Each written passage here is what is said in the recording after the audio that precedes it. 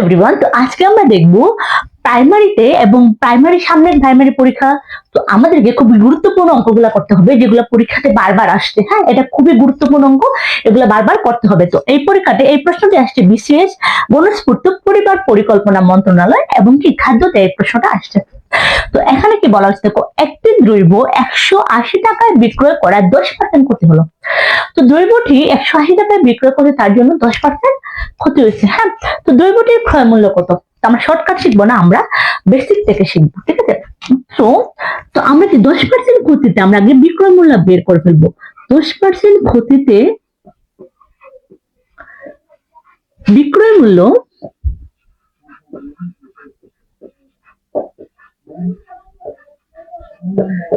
কি 100 বিয়োগ 10 সমান 90 টাকা। 10% ক্ষতিতে দ্রব্যটির বিক্রয় মূল্য কি 90 টাকা। তাহলে দ্রব্যটির ক্রয় মূল্য কত ছিল? যদি সেটা কি ক্রয় মূল্য যদি 90 টাকা হয়, তাহলে এটা বিক্রয় মূল্য ছিল 100 টাকা এবং 10% ক্ষতি হওয়ার কারণে এটা কি এটা 90 টাকা। ঠিক আছে, তো আমরা এখন কি লিখবো? ক্রয় মূল্য, এখানে ক্রয় মূল্য থাকছে, তো ক্রয় মূল্যটা হবে ডান দিকে, মানে যা চায় এটা এই দিকটা হবে ডান দিকে এবং কি বিক্রয় মূল্যটা হবে বাঁ দিকে। ঠিক আছে, তো এখানে কি বলবো, লিখবো আমরা যে কি বিক্রয় মূল্য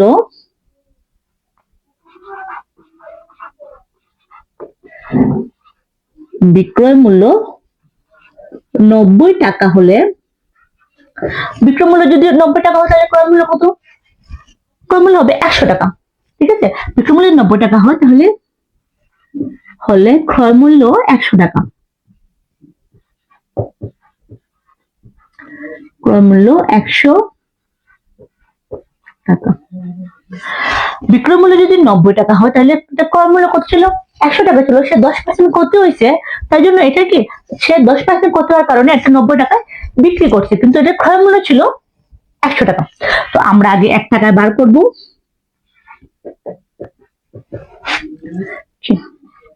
90 ভাগ 100 টাকা। এখন আমরা কি বার করব? ক্রয় মূল্য। ক্রয় মূল্য এখানে কত?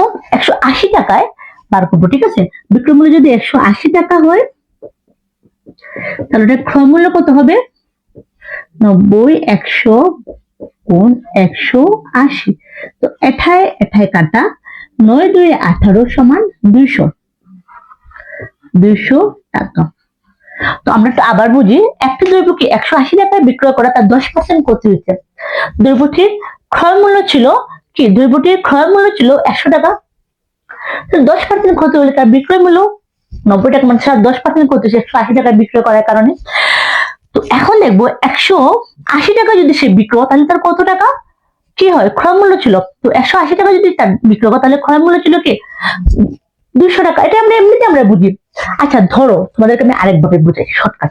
তো এখন ধরো যদি ক্রয় মূল্য যদি হয় 10% ক্ষতিতে, তো এটা 10% ক্ষতি, তার বিক্রয় মূল্য